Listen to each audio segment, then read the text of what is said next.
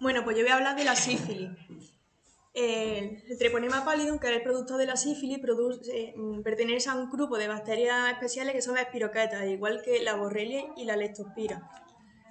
El reservorio es exclusivamente humano, no se cultiva y hay diferentes subespecies. La que nos interesa es el treponema pallidum, productor de la sífilis, pero existen otros que lo que hacen son producir infecciones crónicas no venéreas que se encuentran en países endémicos.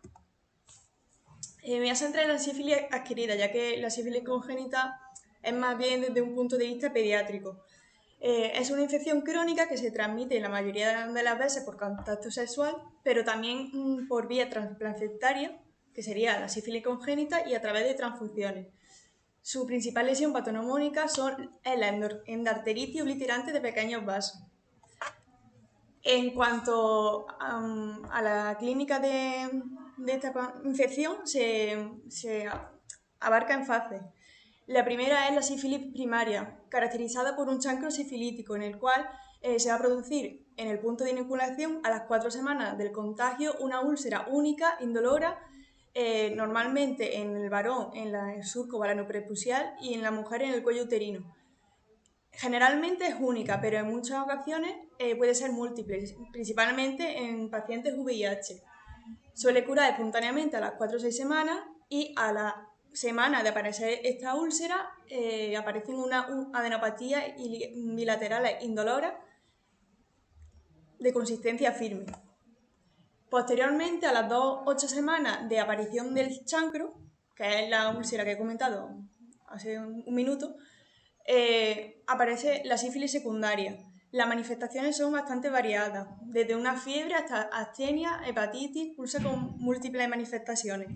Pero lo más característico es el exantema rosado que aparece en tronco,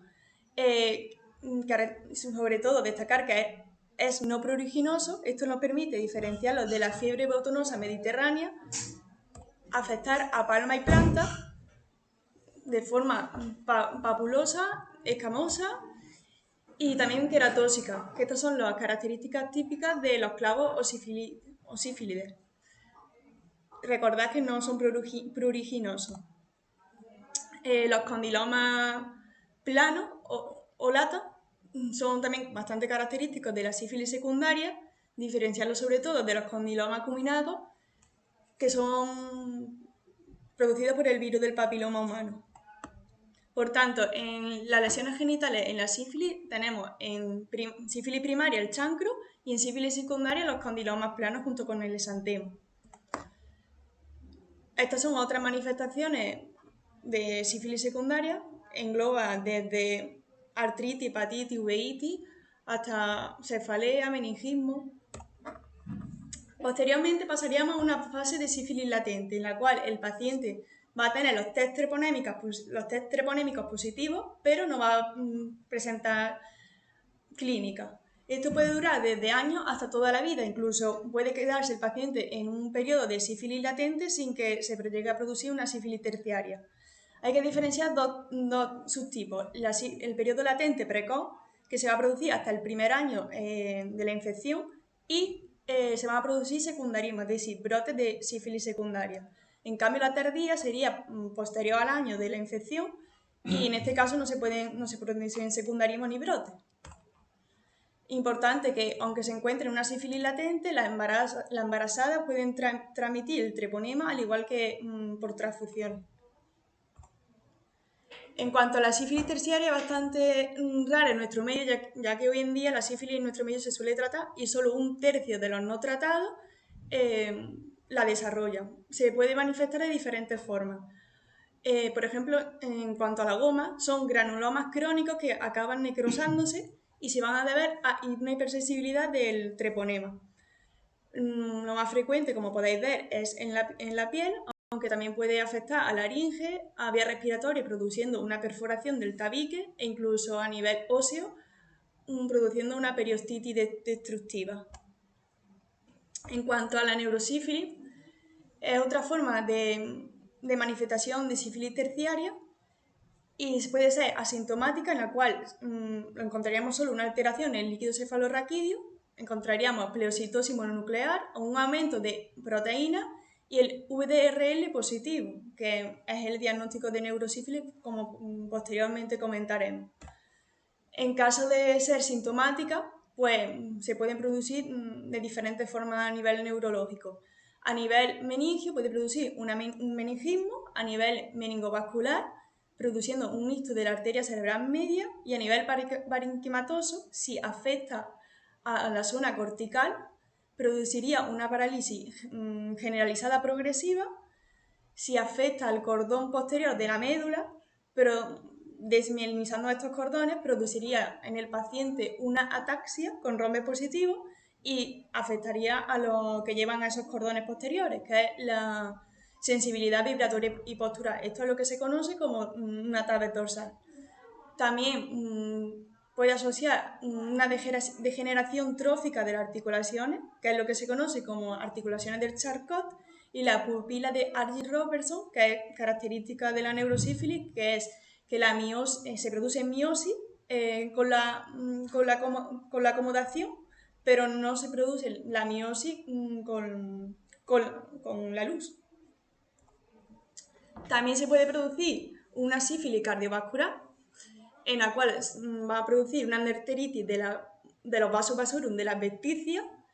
En la radiografía se observaría una calcificación lineal en la aorta ascendente, y esta lesión típica de aortitis afectaría sobre todo a esta aorta ascendente, produciendo aneurisma e insuficiencia aórtica. Por tanto, tenemos las distintas fases aquí resumidas. Tenemos una sífilis primaria, en el cual va a aparecer una úlcera única e indolora, que es lo que se conoce como chancro, a las 4 semanas del contagio, y a la semana del chancro aparecerían las adenopatías bilaterales. Posteriormente, a las 2 u 8 semanas del chancro, aparecería un síndrome general variable, caracterizado sobre todo por el exantema, que es lo que se conoce como sífilis secundaria.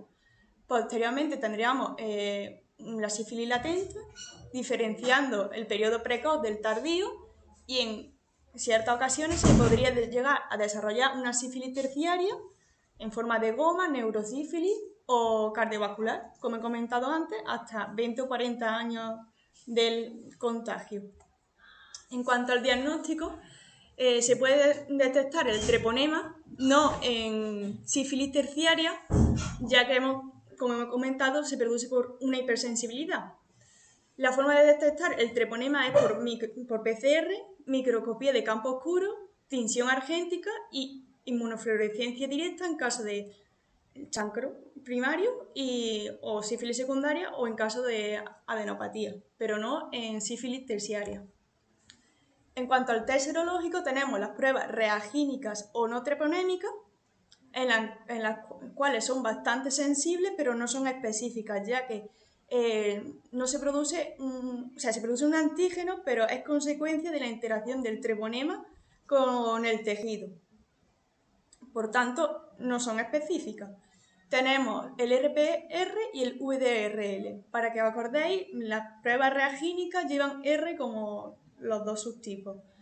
El RPR es rápido, por lo tanto es el ideal para el diagnóstico en consulta.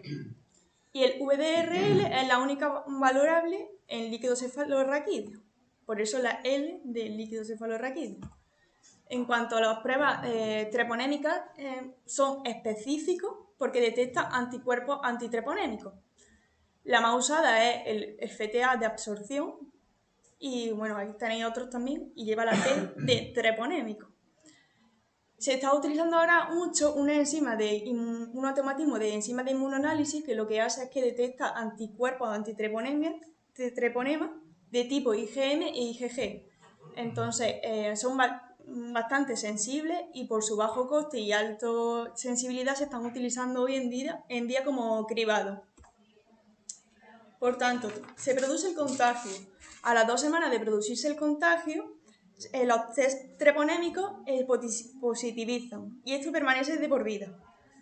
Aparece a las 4 semanas el chancro o sífilis primaria. Posteriormente, a las 2 u 8 semanas de ese chancro, aparecería la sífilis secundaria, y aquí es cuando los test no treponémicos positivizan. Posteriormente podríamos entrar en una fase de sífilis latente precoz, en el cual en el 95% de las veces siguen siendo estos test no treponémicos positivos, pero cuando pasemos a una fase latente tardía, que es más de un año de una infección, o sífilis terciaria, estos títulos de test no treponémicos bajarían al 70%, o sea, seguirían positivos en el 70%, pero con títulos más bajos. Y en caso de que no se haya tratado, si es tratado, estos negativizarían antes. Por tanto, los no treponémicos o reagínicos son los que se utilizan para evaluar la respuesta al tratamiento. También tienen otras funciones como el screening, la actividad y la evolución.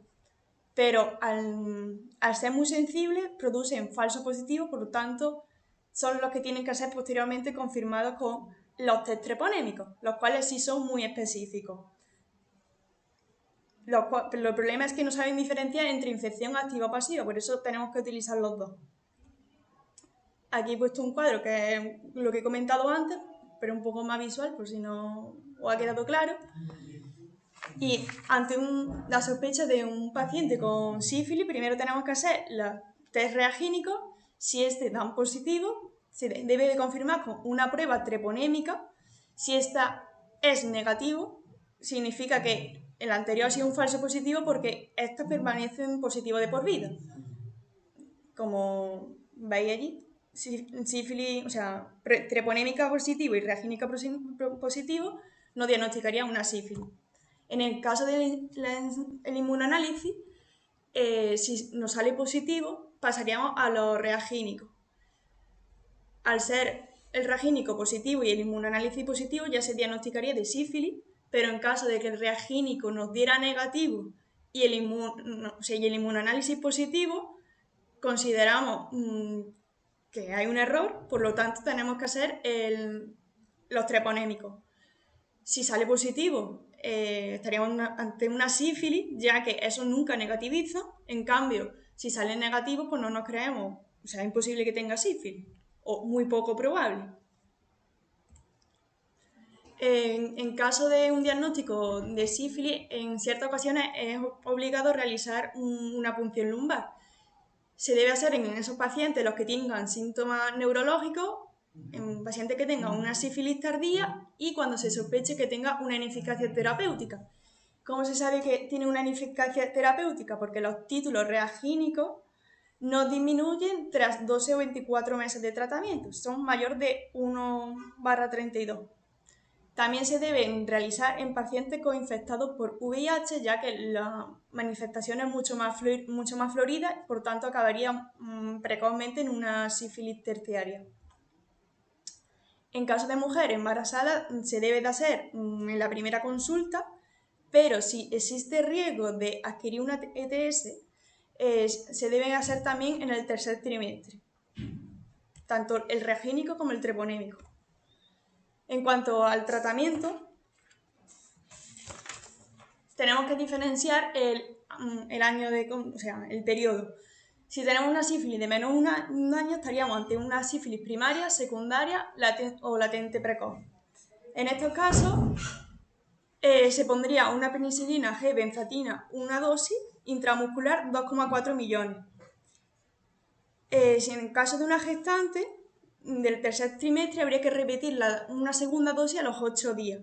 Y si el paciente tiene alergia a la penicilina, se optaría por un tratamiento alternativo que es la doxiciclina oral durante 2 semanas, aunque también existe otra alternativa como la citro y la ceftriaxona, pero se suele decantar por la doxiciclina.